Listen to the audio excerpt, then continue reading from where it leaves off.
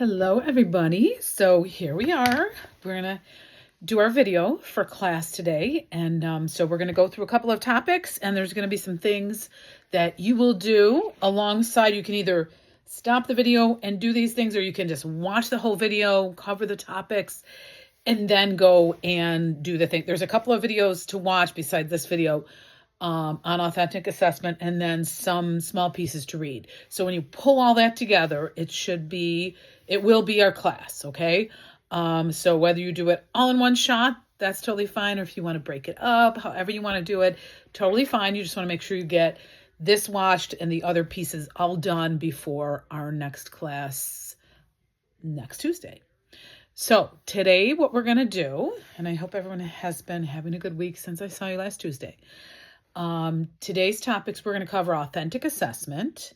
And really, I know it's come up a little bit. You had a little reading in your textbook about it. We've done a little talk about it around some of the topics that we've already done.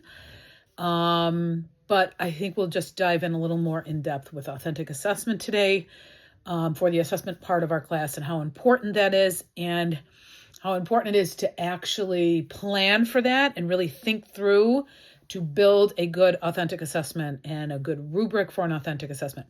Because it's pretty easy to just say, well, let's just throw on an assessment that's kind of like what they would do in the field, but it may or may not actually be the best assessment unless you've really thought through the process. And there's some great benefits to doing that kind of assessment. Clearly, that kind of assessment is really what we should be doing all the time.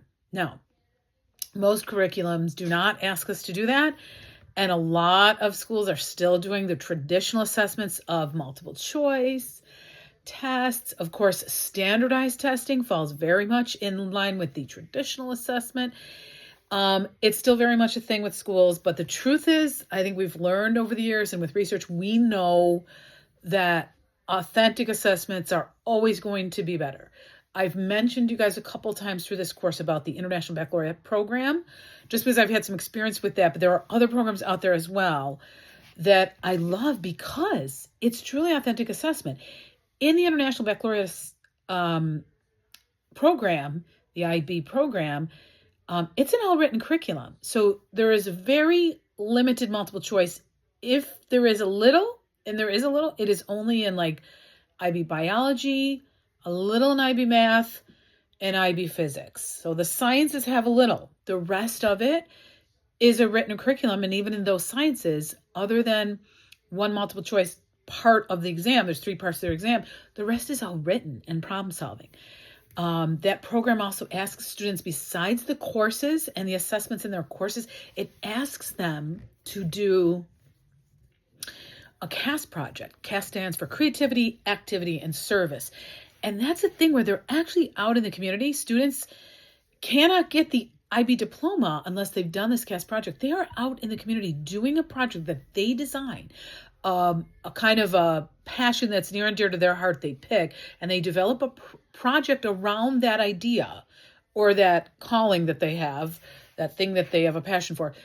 And they do something to serve a community. It can be their own personal community. It could be a community in Africa. It could be a community across Buffalo. It could be a country where there's a natural disaster. It doesn't have to be their own local community or their school community, but it has to benefit. It's a service learning project that benefits a community. Talk about an authentic assessment. How about kids who've had to do that project? And there are other programs outside the IB program where students right here in the Buffalo area are doing service learning, which is wonderful. Like, imagine sitting for a college interview or sitting for a job interview or writing your resume and being able to put on it, I did these things. So I set up this benefit in Delaware Park. And so I had to call the mayor's office of Buffalo to get a permit for the park. I had to get security.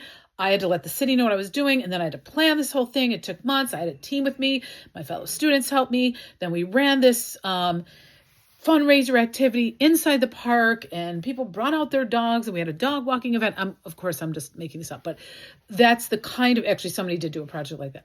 But that's the kind of thing that an authentic assessment like that, a high school kid carrying out a big project like that, imagine what they have to talk about. When they sit for a job interview, or they sit for their college interview, they actually talk to local politicians. They actually called the mayor's office of Buffalo. They got a permit to use the park. Like those kinds of things, doing assessments like that lead to skills that are very adult-like skills that students will use in the adult world. And let's be honest, how many high school students come out from their high school career having done something like that? Some do, but not many, not enough. If we don't turn more of our assessments into actual authentic assessments and assessments that are very much what they would do in that field of study, if they were out in the field, then we're doing them a disservice, because we can still test a little of what they learned with the traditional assessments. I'm not criticizing a quiz, a multiple choice test. I've used them. We all use them. It serves a purpose, and you need to do that. But I think long-term planning and building stronger schools, we all have to think more about authentic assessment. So up on our agenda today, one of the big topic, authentic assessment. After we get through that, we're going to look at topic 2, processing. What is processing of material? Why do we need to do it? How do we do it? And inside that idea of processing material is the idea of summarization. And summarization, when people hear it, often think, oh yeah, we all do that. Everybody does. Teachers do summary. We all know how to summarize. So we've been summarizing since we were in kindergarten. Everybody does that. Teachers know how to do that. Well, there's been some recent research on that. Rick Wormelli is a researcher who has found that actually there's many different forms of summarization, but that skill alone, if people learn how to summarize and they do it often, it is in the top 9 things that you can do in the classroom that leads to higher retention rates. Summarization lands in the top 9 things that leads to more learning and longer retention of material. So it's no longer this thing that we can just say, oh, summarizing, we all know how to do it. Yeah, teachers summarize all the time.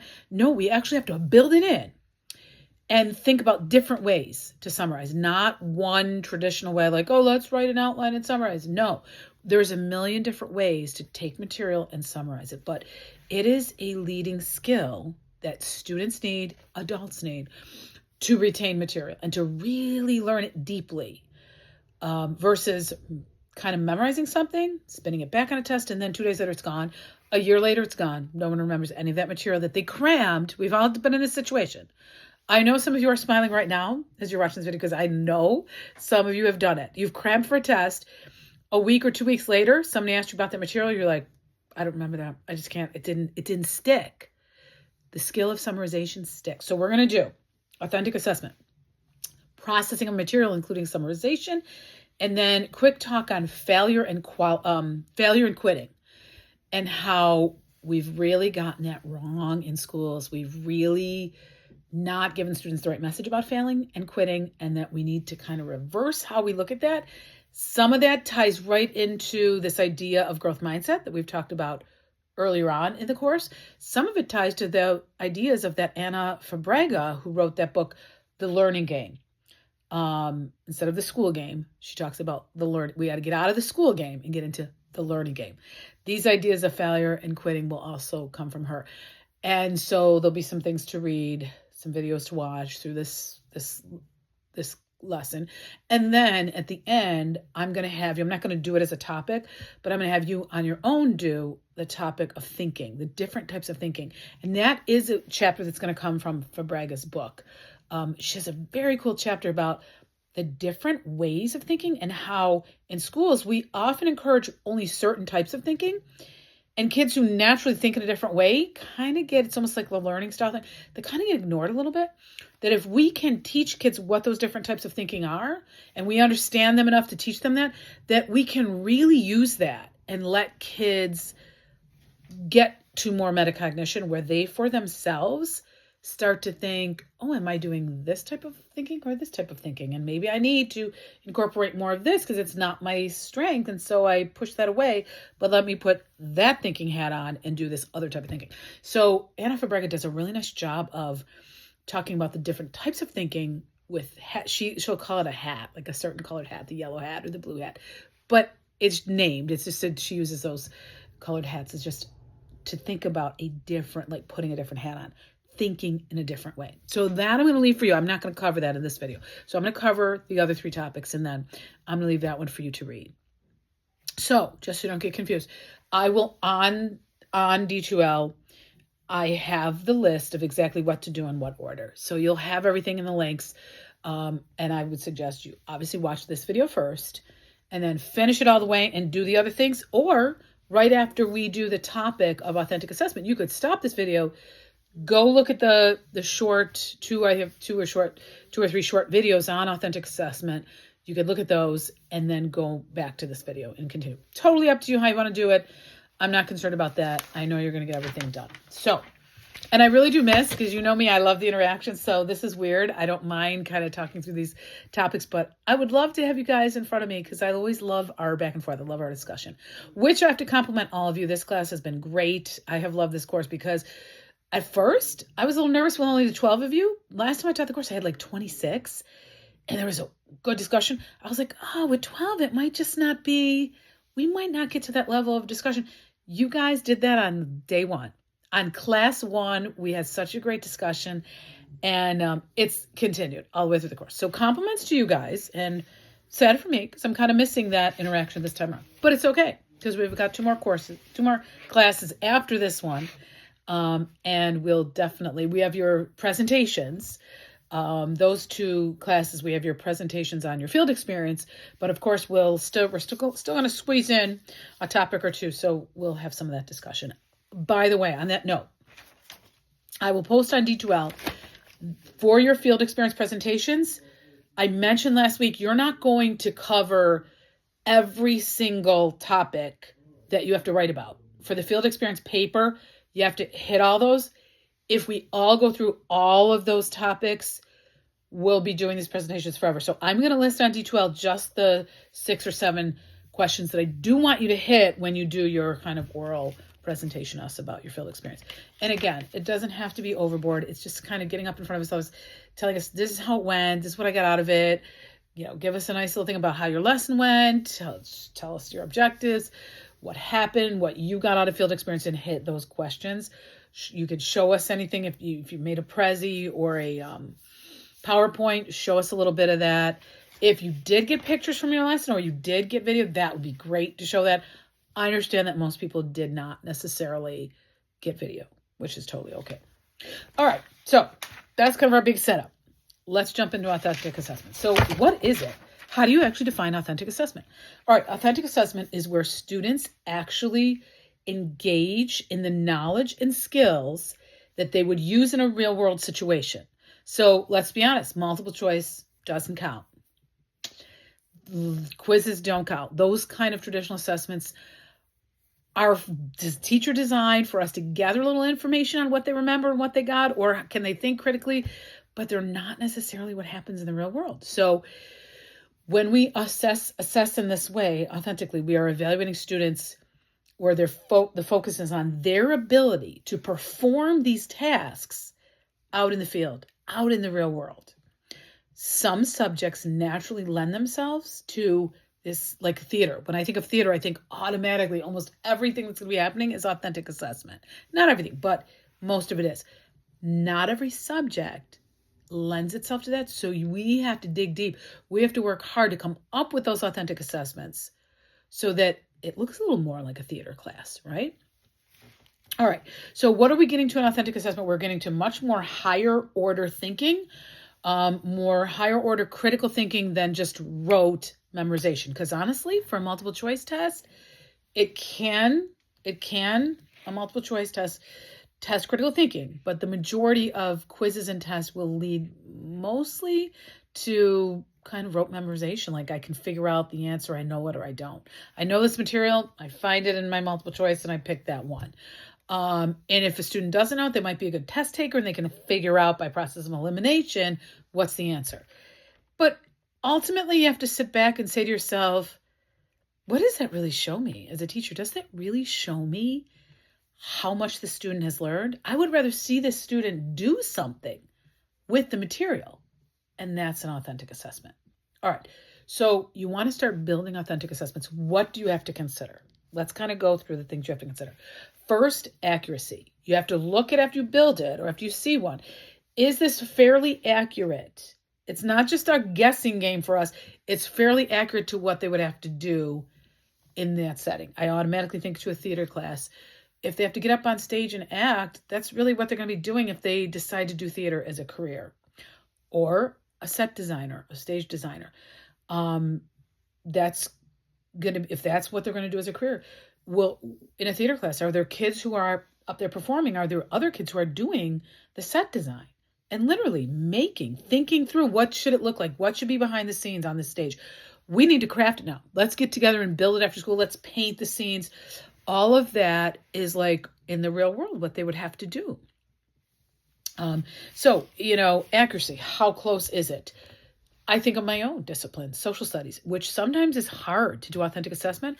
The argument used to be, are we really trying to make mini historians? Are we really trying to get kids to do the actual things historians do? Or is that too much of a deep goal, too much of a far-fetched goal? And really instead, we just want to teach them a little history, get them to learn a little bit and move on because they're all not going to be historians. Well, that we could have a huge argument about that, and teachers have. But the truth is, if they're in that subject, in that field, why aren't we? Let's stop for a minute and ask, why aren't we trying to make them little mini historians when they're in social studies or history? If you're in English, why aren't we trying to make them authors, like creative writers? Like, maybe they're not going to do it forever as a career, but shouldn't we, in those disciplines, show them what it really is to do that? So I feel like the answer should be yes. If I'm in science, I do want to make them little mini biologists. Absolutely. They should be doing the things that a biologist does. Maybe they can't do it on a level that a very trained marine biologist does, but they can do it. And that's why I say mini. Are we making them mini biologists, mini chemists, many English majors, many historians? Yes, we are. We should be aspiring to that. So, in my own discipline, I should have students in social studies digging through sources and analyzing sources. If I just have them read the sources and then write me a paper, it's kind of like a little bit about what a historian does. But you know what a historian really does? Let's get into this. A historian really has to be super critical of the sources and mindful. Which are they going to use? I'm about to write a book in history. Am I going to use these or these? I'm going to use all primary, some secondary, all secondary, a mixture of primary, secondary. I have to be super critical when I read through these because some of these may be biased sources. Some of them may make me better able to make my argument. And is it right for me to use just those that help me make my argument? Or do I have to consider it all and pare down and cover both sides of the argument? So if I'm really going to make them mini historians, the authentic assessment in history should be, do I have students? Are they writing at a level where they're analyzing sources and being critical about sources? Are they making decisions, not just reporting back to me, here's the history, here's what happened, fact, fact, fact, fact, fact. You know what, at middle school, they could just give me a report of all the facts. That's a book report. That's going on in the encyclopedia and read, here's the facts. No, if I want you to do real social studies, real history, I want you to think about those facts and I want you to give me your interpretation. That's what a mini historian would be doing. So I just kind of talked about theater and social studies. What if it's a business class? Brennan, shout out to Brennan. In a business class, let's say we've taught the skills of, accounting or auditing.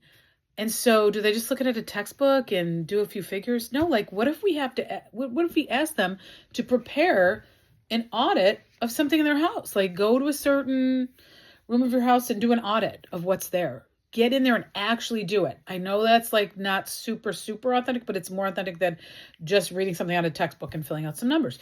Could we have them, if we gave them the data from a company, here's all this data from this company, could you prepare the end of the year taxes for this company? Actually do the tax sheet and tell us what these corporate taxes would be like, or personal taxes of somebody, of a family. Could we have them construct, you know, a kind of I'm thinking flow chart is not the right word I want, but have them actually do the books for a company, whether we make that up or we actually get data from a real company. That might be an actual business thing to do. If we want them to create a plan for their own business, what would the marketing be? Like, I'm sure a lot of this goes on in business with these kind of authentic assessments. Actually roll out your marketing strategy. What are you going to use to advertise this business? So those are kind of some ideas about accuracy in certain subjects. We look at accuracy. We look at demonstration of learning. Really, does this product show us whatever that authentic assessment you create for them is? You have to sit back and ask, does it truly demonstrate their learning? When they finish this, do I have an accounting? Can I actually show that they demonstrated what they learned about this topic? Accuracy, demonstration of learning. Next would be transfer of knowledge. Did they show us that they took what we did in the classroom and they transferred it to a level that we can see them putting into practice this material? The next one is one people I think don't often think about with planning and preparing for authentic assessment, and that is metacognition. Do we at the end have them thinking through and reflecting on how they planned for this performance or this project and then how they did it? Because let's be honest, in the real world, there are companies that will sit back and do a reflection. You have teams in automobile manufacturing all over, almost any company. There are teams that will sit back and reflect, okay, let's look at the quarter. How do we do? How do we do this past year? Where did we fall short and where do we need to prep for the future? Every company does that. So we need students at the end of an authentic assessment to get into that metacognitive mode. That metacognitive hat needs to go on. How did I do? If I were to do this again out in the real world when I get this job, or next time my teacher has me do one of these, how did I do? Where's the weakness? Where's the strength? What do I need to fix? So it's that, we talked in cooperative learning about group processing skills. This is like group processing skills, but it could be just self-processing, or it could be a team if the authentic assessment had a group of kids working together. Collaboration is another thing. We're planning for your authentic assessment. You have to think through collaboration. Am I going to have them work in teams? I'm going to have them work by themselves. If they are doing either one, are they going to be talking to anyone else? Is it like they have to do the whole thing by themselves, or should there be some level of collaboration? Do they need to interview somebody? If this is an oral history, who are they going to go interview? They have to collaborate with somebody. They have to talk to people. If it's a theater project, are they going to actually call some people who work? What if they call Shays? If there are people who work in set design for Shays or ticket sales or, theater, there's so many. You could talk to engineers. There has to be an engineer who can actually think through what the stage needs to look like and how are we moving big pieces in. What if this is a script that students have written and then they may not be putting on the full play, but they're actually writing a script and then thinking through how would we build the stage for this? I have to put on the engineering hat or call somebody who has that engineering sense of how would we get this equipment onto the stage? Where would it be? How would we craft it and design it? They should be talking. There's collaboration. They should be talking to set designers, engineers, costume designers, directors who direct plays. And you could look at local theater companies in the area. You could call those companies. You could go online and try to establish a connection with somebody in New York City in theater. So collaboration has to be built in. All right, so those are kind of the big things to consider when I'm doing authentic assessment. Accuracy, demonstration of learning, transfer, metacognition, collaboration. Let's talk about the types. So there are different types of authentic assessment, and this will sound very much like also kind of methods of teaching. You could think through when you're teaching a lesson of using these types of ways to teach. This could be also part of your authentic assessment. It can be problem solving as an authentic assessment that is a problem solving activity. Inquiry based. They have to come up with a question and dig deep to find it. Could be scenario based. I put them in a situation. You're in a lab and this particular event happens, what are you going to do? You're in a chemistry lab, we have a spill, or two chemical compounds get mixed that shouldn't have. What are we going to do? It's some kind of scenario.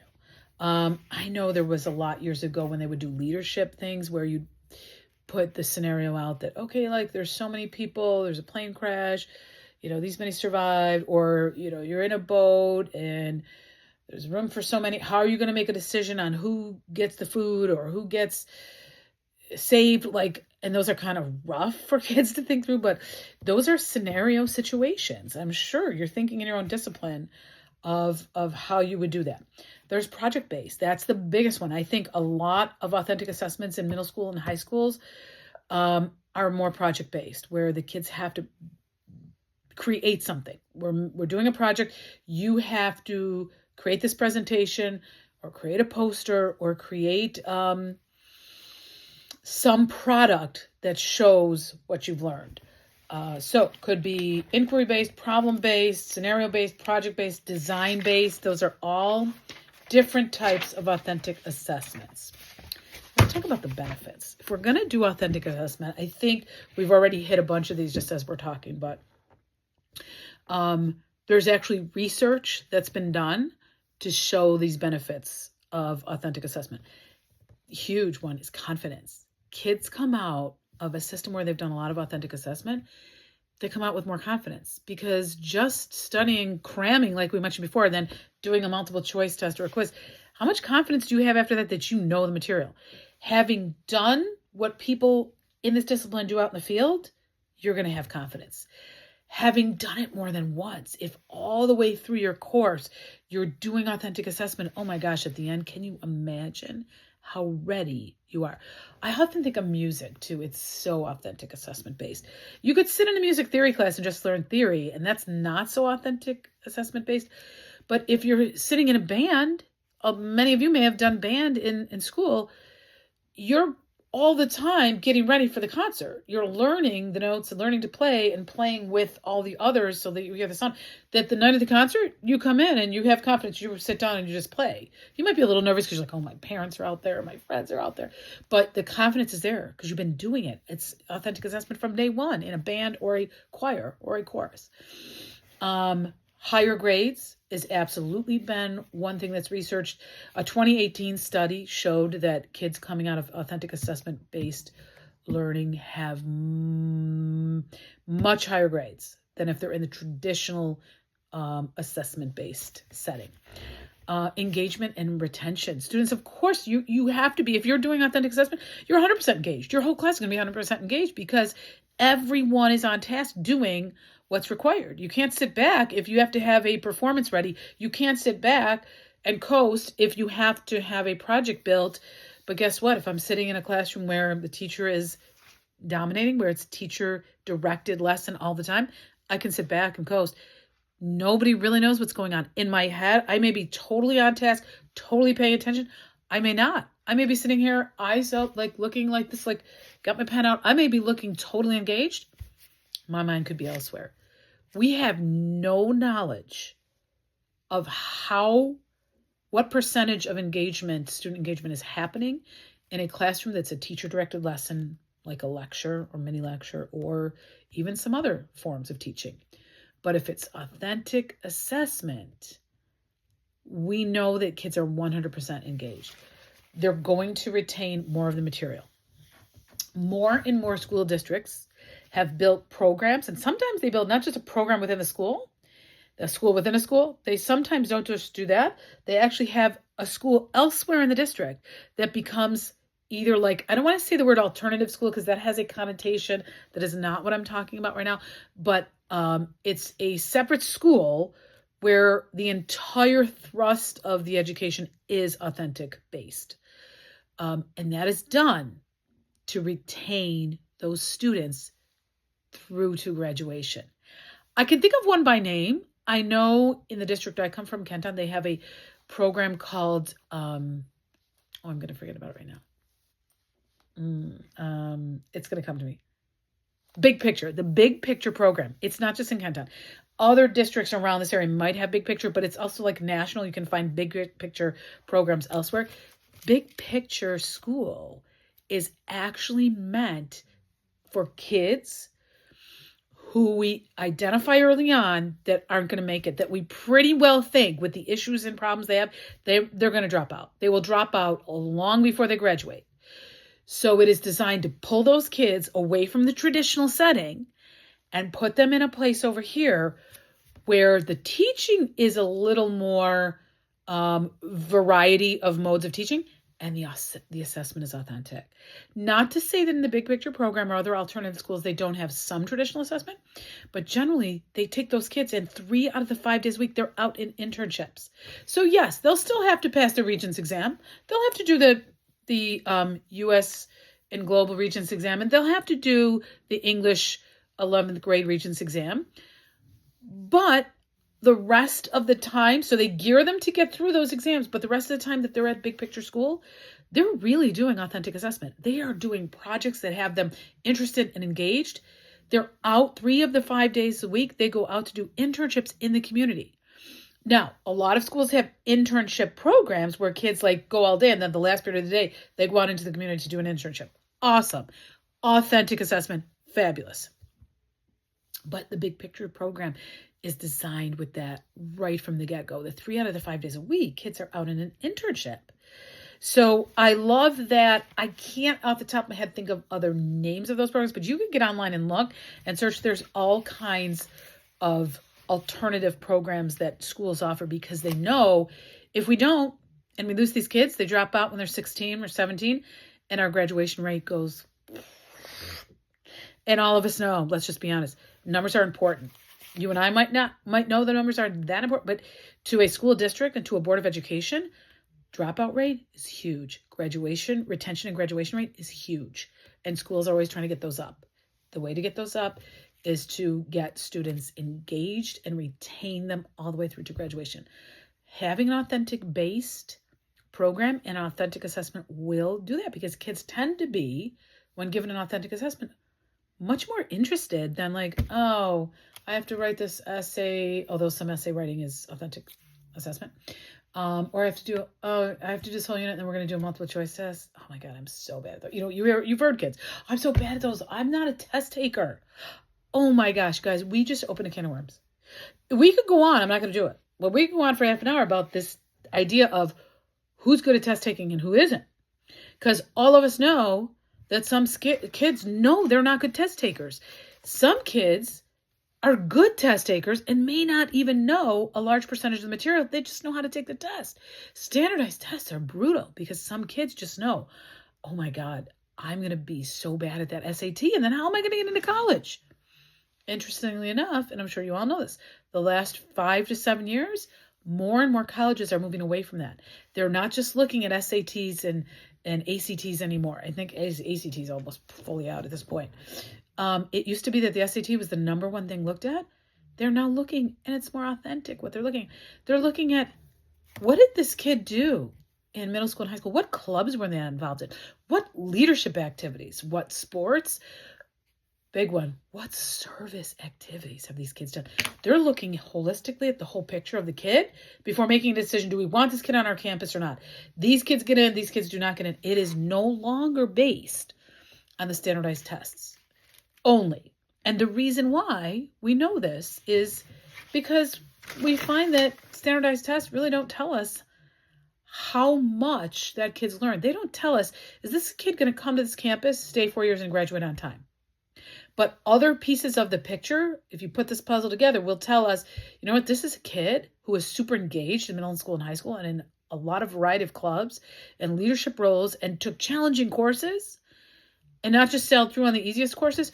This is a kid who's going to come on this campus and light the world on fire and stay and be out in 4 years. They're not going to drag their heels for 6 and 7 years. They're going to do well and get out of here. And they're going to represent this college in a good way. So, benefits of authentic assessment: confidence, higher grades, engagement and retention. This is a big one. Artifacts. You're probably going, artifacts? What are we talking about? Archaeology here? Are we talking about anthropology? No, artifacts, real world artifacts get built when kids are doing authentic assessment. Instead of graduating from high school and saying, oh, you know what? Here's my transcript. Here's my transcript. So you can just look at all the numbers on my transcript and see what scores I got. That's traditional assessment. No, if I've come through an authentic assessment kind of background, I can say, hey, you know what I have to show you? I actually have the letters I wrote to the city of Buffalo when I put on a project and I had to book Delaware Park for a fundraiser. I have that. It's in my portfolio. Let me send you my digital portfolio because I have that in there. I have a video in there of the play that I wrote with a team of students.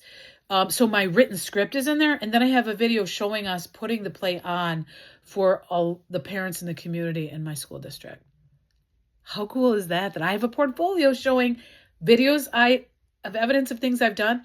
Your artifacts are evidence. I have a whole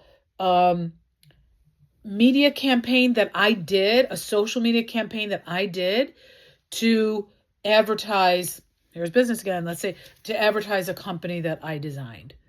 The artifacts that come from doing authentic assessment give students a professional portfolio coming out of high school that they can show people.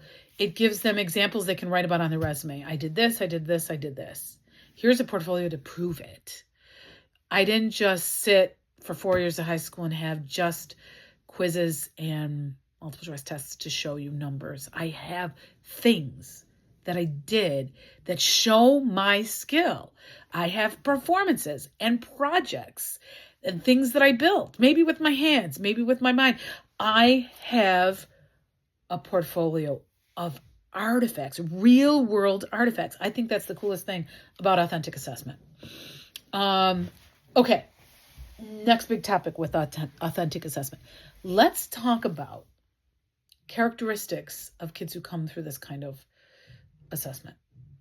If you've done this more than once, if you have done one unit like that, you might know how to build all these, but over the course of time, kids who do this tend to be more open-minded because they've had to talk to people and collaborate. They've had to work with groups, more open-minded. They're comfortable. This is a big one.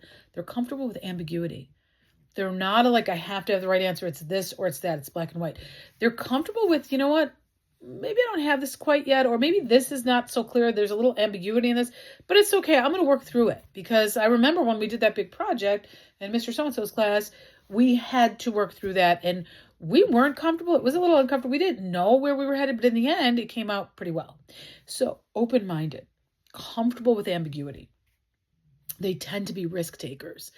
And you know what? Being a risk taker is a huge, I think it's one of the biggest qualities that maybe jobs and companies look for, but definitely college too. You want people to be risk takers because you know they're going to go out on that limb and they're going to try things out.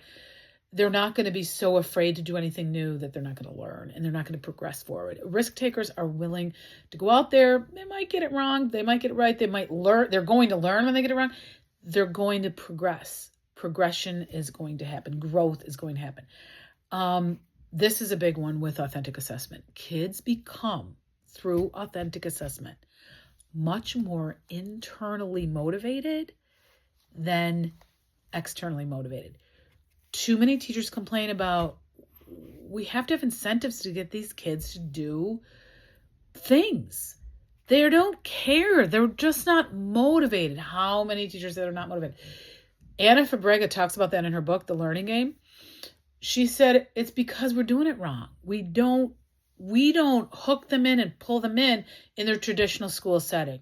So we have to do things different and include more authentic assessment because kids will get engaged if they have a passion about something and they're curious and we let them go with that curiosity and we let them actually get their hands dirty, get in there and do the thing that's going to help them learn and let them build something. Let them put out a performance. Those are the kinds of assessments that they're going to be more motivated to finish that than to finish like a worksheet, right?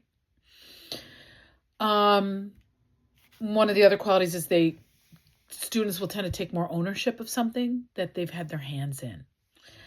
Leadership skills. Leadership skills come from this big time because they often have to work out they're problem solving either for themselves or with a team, and they learn leadership skills. Another thing that's huge, and this connects to the last topic that we're going to do today, that goes with Anna Fabrega's book. They have resiliency. It is also part of growth mindset. Students who come through authentic assessment scenarios have way more resiliency. They're not as afraid of failure as kids in their traditional setting. Because let's be honest, schools teach to be afraid of it. You get punished for failing. You get a low grade for failing. You get your parents called for failing, right? But if we're not talking about big failures, if we're talking about little failures along the way that you learn from, and then you grow and your next thing is even better, those failures should be encouraged. That's kind of our last topic today. Those failures should be encouraged. So I think resiliency comes big time from doing authentic assessment. Okay, so that's a wrap up on authentic assessment. My second topic for today. Now, at this point, you can stop the video, go watch the other videos that are not me, but the other small videos posted on authentic assessment and what it can look like in a school. And then come back to this for topic 2. Or you could just keep going now and later just go through the videos. Up to you. Topic 2 is processing. I think processing is one of the most important things that we need to do in the classroom. And I'm going to be honest with you, I think a lot of people skip it. I think processing gets skipped even though teachers know they need to do it. I think it gets skipped because of time. We're in a time crunch all the time. You start in September, you got to finish in June. You have got to get these kids from point A to point B by June. And sometimes we just don't want to stop and do the processing because we're afraid we're not going to finish everything. Remember when we talked about in the second or third class, that old thing well, it's February. We must be on World War II. If not, move your butt. Get going. It's February. It must be World War II. That's kind of funny. It's like a joke to social studies teachers, but it's real. If it's Tuesday, we're on fractions. If it's February, we're on World War II. Seriously, pushing and getting through the curriculum versus stopping to take the time to see, are kids actually picking it up? Because I can roll through this curriculum and just keep add more. And I can get to the end and go, I covered everything. Yes, what a great teacher I've done. I covered everything. It doesn't mean they learned everything. How much did they learn? So what is processing? Processing is when you take time out to actually do something with the material. You have to build in breaks. Processing is a break where I stop in this chunk of material that I just got. I now work through it. I have to think about it. I have to get my hands dirty with it. I have to do something with it. Whatever it is that I do, and we're going to talk about it. I'm going to be practical right now. After we talk about what processing is, I'm going to give you a bunch of ideas for summarization and processing that are those small breaks that you build into a lesson. It could take 1 minute. It could take 2 minutes. It could be a longer processing where it takes 20 minutes and then you come back to the lesson. This is why, and we've talked about a little bit in this class, one of the reasons I love the block schedule is because in a block schedule, you have a lot of time to get through chunks of material, process. Another chunk of material, process. Another chunk of material, process. Whereas if I have 40 minutes, I'm definitely looking at the clock going, oh my gosh, we got to move. We're not going to finish, and kids come in late, and then you have to take attendance, and then there's an announcement. And then all of a sudden, what happens is you get to the end of the period and you never did any processing at all. And it's like kids got slammed with material for maybe 30 of the 40 minutes because of all the other interruptions. How much do they remember? So it's taking time out to reflect on the material, play with the material, do something with it, and then move on, okay? So you have to be mindful of building in those processing breaks. Some teachers get so good at it that it comes natural. They don't even have to plan it and think about it. They just are doing material and then they think, okay, everybody stop and do this. It just comes naturally. The longer you teach, that will happen. Rick Warmelli wrote a book. I had it here. I should show you. This is it. I'm going to show you. I don't know if it's going to come out backwards in the video. I feel like it might come out backwards in the video. Let me do this. I'm going to try this. Where do we flip this? Nope. Okay. I'm going to skip that. If it came out backwards, I apologize. I usually have the thing where I can like flip it to show. I was going to hold. I'll bring this next Tuesday and you guys can see. But it's a book by Rick Wormeli called Summarization in, it's definitely coming out backwards, I think. Summarization in any subject. 50 techniques for how to improve student learning. Now, some of them are like you're reading, like, I don't know how to do that. There are so many really good ones in here. He's got 50 different, in the chapters here, 50 different quick ways to stop and do what he calls summarization. Now, why does he think summarization is so important? There's other ways to process, but his idea of summarization is huge because I think I mentioned it in the intro to this video. It is in the top 9. He's done research. It's in the top 9 ways that students get information and retain it longer. So if we know summarization is that important, we should be doing it all the time. Not just once in a while, like all the time. And not just thinking to ourselves, oh, summarization, yeah, we do that enough. No, like it has become part of our everyday, I think part of our everyday teaching and teaching kids how to do it on their own, where they don't necessarily get it from us. They start doing it on their own. All right. I'm posting in D2L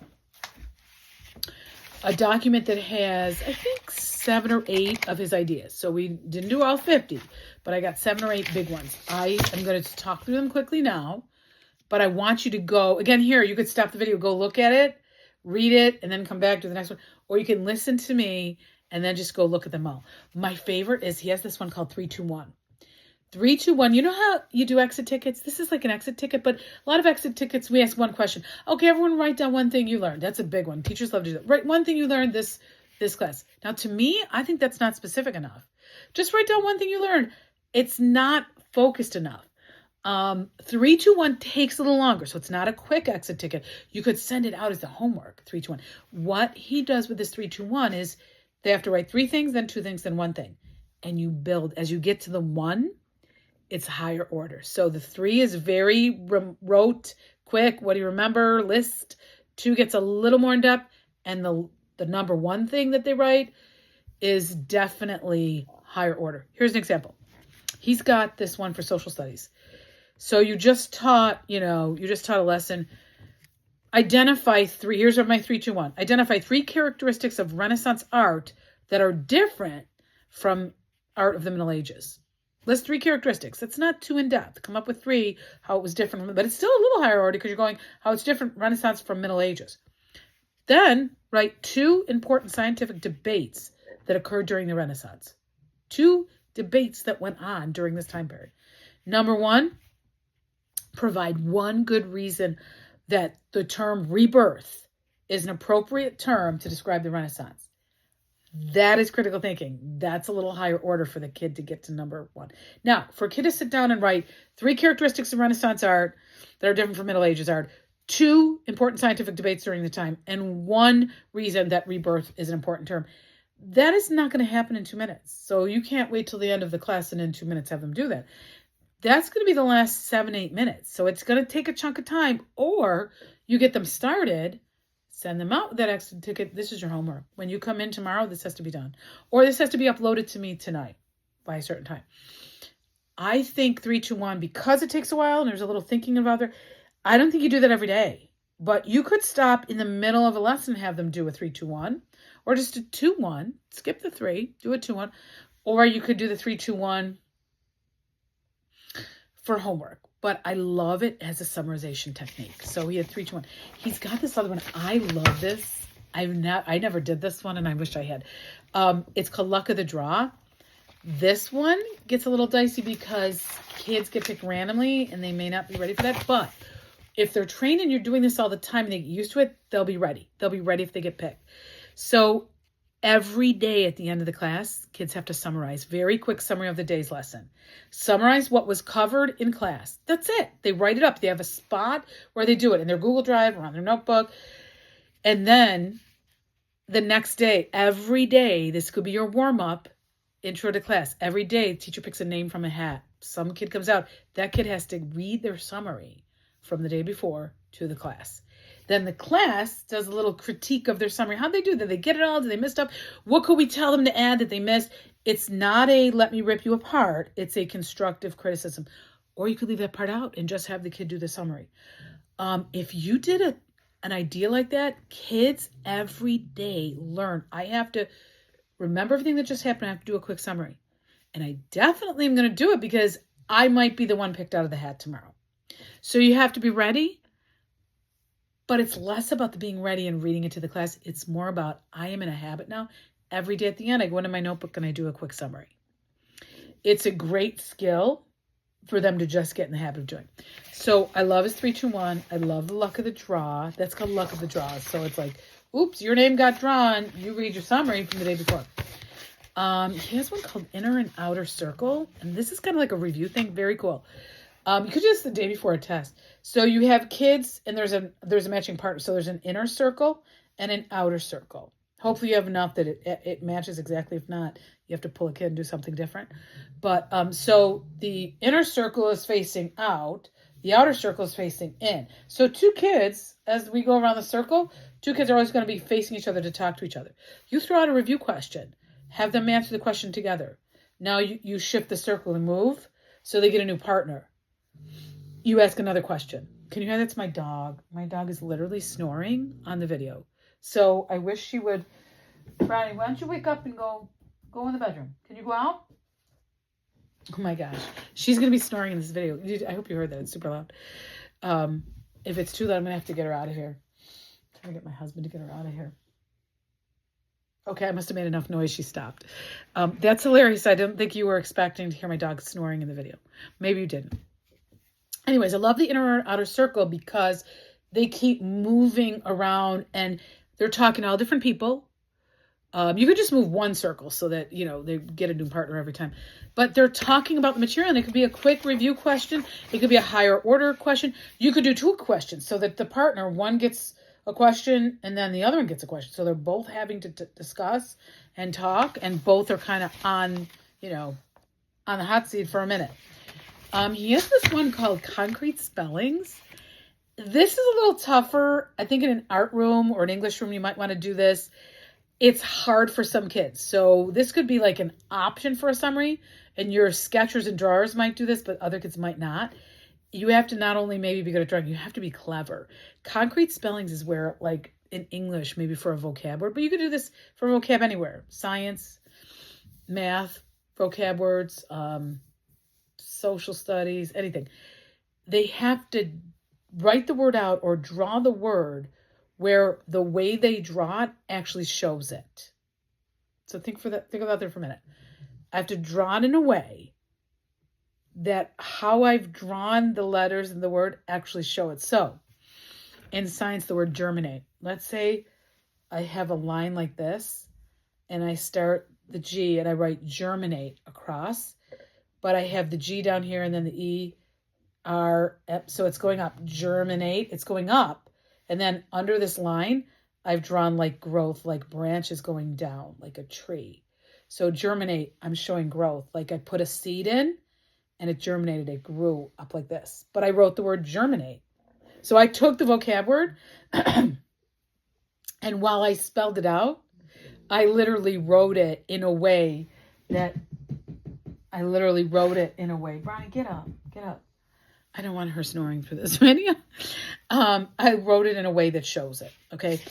I'm not going to give another example. I just thought germinate was kind of cool. It's you'll see in Concrete Spellings, it's in the, when you go on D2L, you'll see that one and you'll see other examples. They do irony. They do quadratic. I think it's a quadratic equation they do. Yeah. So you'll see a bunch of different ones. Designing a test. I used to do this a lot years ago, not so much my last few years, but having the kids actually take the material you just learned and design a couple questions. All right, you guys put a quiz together. And then they could actually try the quiz out on their partners or just write the quiz, because having to think through the material to make questions, they're playing with the material. They're trying to think like a teacher. Oh, if I had to make a test, what questions would I ask? What questions do I think the teacher's going to ask on the next test or the next quiz? Designing a test, having the kids design a test. Now, they're going to get sick that you don't want to do that every class. You don't want to do that all the time. But, maybe every unit or in big units. At the end, one of the processing ideas or summarization is you guys write a 10-question multiple choice test. You guys write a 5-question written quiz, a quiz where the response has to be written, which is a little more challenging. All right, those are the only ones I'm going to talk about, but there's more. I have body analogies, acronyms, body analogies. There's the ones I mentioned plus a bunch of others, all uploaded to D2L, okay? So definitely take a look at those from Rick Formelli's book called Summarization in Any Subject. And he really does, through the chapters, give a lot of other, you're going to see a lot of other disciplines. It's not just one. He gives, a lot of variety. Okay, last topic. The last topic I wanted to go through with you guys was this idea of, from Anna Fabrega, this idea of failure. She has so many good chapters in that book. That was the book that you guys really liked when we read that one chapter about the chapter where she named it, I Was a Teacher I Loved, Did I Quit? Because she has so many issues that she thinks are going on with traditional ways that schools operate. And she really wants people to get rid of what she calls the school game, how kids play the school game. And she wants to get more into the learning game. How do we get them really learning and intrinsically motivated and interested in learning? And that's going to make a better school versus the school game. Okay. So she talks about failure and how we've been wrong about it all the way through, because we teach kids not to fail. We tell them it's bad and we penalize them. Every time they fail, they get penalized. They get a bad grade or they get something taken away from them. They can't go on the field trip. That's a famous one. I hate when schools do that. It's like, oh, if you don't have this kind of average, you can't go on the field trip. Oh, what a way to kill a kid. What a way to punish a kid. What about those kids trying really hard? What about those kids who don't have the ability and they don't get to that level on a test and then they can't go on the field trip? They get punished so badly. We have sent so many of those messages with the traditional schooling. We have just sent the wrong messages about failing. Her idea is that we should be encouraging it. Now, not encouraging mass failure on a level that is catastrophic where somebody's life is ruined because they failed. Not that, but small failures that you can recover from, and to not be afraid of it. That every time you fail, you learn something. You pick yourself up and you move forward and you learn good ideas from that failure the next time you do it better. Teaching them, giving them opportunities for failure. Sounds terrible, but the more opportunities they have to fail, when they work through that, they're going to be doing really well at the end of that, and they're not going to be failing. And when they make small mistakes, not penalizing them for the small mistakes. Like in math, there's been a real shift, I think, in math teaching with that thinking that, you know what? Show me your work. We want to see the work. Don't just give me an answer, because I want to see your thought process. How did you get to this? And if you had a mistake over here or over here, it might affect your answer down here, but I can give you credit because even though that small mistake here, the way you were thinking over here, the numbers that you wrote here, you were on the right track. You still got the main answer wrong because you were on the right track, but with a wrong number because you had a mistake up here. By giving that kid credit for what happened over here, they realize, okay, I made the mistake up here. I have to fix that. And then everything else I did was right. Teaching them that process to look at what you did right and look at where you made small mistakes. Every time they make a mistake, if they're not afraid, we've taught them to be afraid. If they're not afraid, guys, if they are open and willing to try it and get things wrong and then work through it, it reframes their learning. We need to get kids to a point where it's not just like, oh, I don't want to do that. I don't want to take the hard course and I don't want to try this one out. Or if I get 3 options, I don't want to try the hard one. I'm going to go with the easy one because I'm afraid I want a good grade. I don't want the bad grade. If we get them away from that, we've got to shift that thinking. We got to get them away from that. And once we do, they're going to reframe their learning to be like, you know what? Growth mindset. It's okay that this is hard. And it's okay if I fall flat on my face because I'm going to keep working through it and I'm going to get better. And next time around, I'm going to get it right. But it takes a lot of culture building to get kids to that level. All right. So another thing that you talked about that I just thought was really important that we should talk about, because you're all going to be in school soon with kids. And I think like having these philosophies in mind, it just helps kids. It helps kids. One is the art of quitting. We've talked about failure, but what about quitting? Is it so bad to quit? Is it so bad to quit? Is there an art of quitting? Can we teach kids the art of quitting? Because guess what? We want them to try out a lot of stuff. You want them to be open and try a lot of things, but they have to find their passions. They have to find out, what are the things I'm good at? What are the things I like? We do not want kids quitting for the sake of quitting. We don't want them quitting because it's hard. That's not an okay type of quitting. But an okay type of quitting is to say, you know what? This isn't for me. This isn't my thing. This is not my passion or my skill, but I tried it out. You know what? I tried it. I gave 6 months or a year to this. Not working for me. It's okay to quit that because I found what I really want to do. You know, I was in middle school wood shop, and for the first time in my life, I felt like really awesome when we created this lamp. We built a lamp with wood and materials, and we built a lamp, and my lit, like, okay, I know it sounds funny, but that might turn a kid on. Okay, maybe it's okay for that kid to quit band, even if his parents and the band teacher want him to keep going. What if he really found out that music isn't his thing, but this is? Building with his hands and woodworking is his thing. Anna Fabrega talks about there's an art to quitting, and there is a time and a place when it's okay, because we want you to get really good at some things. And if you do 18,000 things, you're not going to be good at them all. So you have to find out what you are good at. Try new things, but then find out what you love, and that's what you stay with. And it's not okay to quit because something's hard, but it is okay to quit if it's not your thing and you found your passion elsewhere.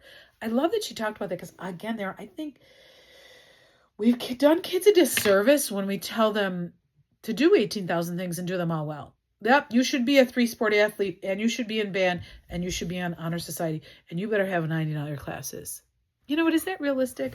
There's probably a couple kids in the building who can do that, and kudos to them. That's amazing. But it's okay if they do one sport and they're on honor roll and they find out that music, they don't want to do music anymore. They're really an athlete. Or they decide, you know what? My parents wanted me to play baseball this time, but I don't really even like baseball. I just keep doing it.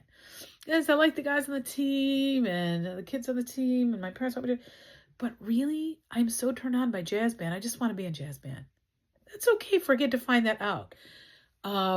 And as we work through middle school and high school, I think as they get to the high school, they have to know it's okay when they have found that out. They have to know it's okay. All right. So from this point, if you watched the whole video, you're going to go back, you're going to read, or you're going to watch the videos on authentic assessment. You're going to look through the Rick Wormelli things I uploaded, the ideas for summarization and processing. And then I have an article on homework. I didn't talk about it in this video, but we will talk about it next week. I have an article about homework. What's the deal with homework? Should we be giving it? How much should we be giving? Philosophies about homework. I was just thinking back to, maybe I'll try to find this to upload it, a kid who did a TED Talk on homework and how homework was killing him. And it was actually very good and very well thought out by this kid about what teachers in school districts should be thinking about homework. So we're going to watch the videos on authentic assessment. We're going to look at the Rick Wormelli examples of summarization. We're going to read the homework article, and then it's the last homework assignment, the last assignment that I will be giving you guys points for besides your field experience presentation. There'll be questions to answer, questions on the homework thing and questions on the summarization and the Anna Fabrega reading. And when those are done, you are done with class, and I will see you next week. All right. Thank you for hanging in. I know this video was over an hour. Thank you for hanging in.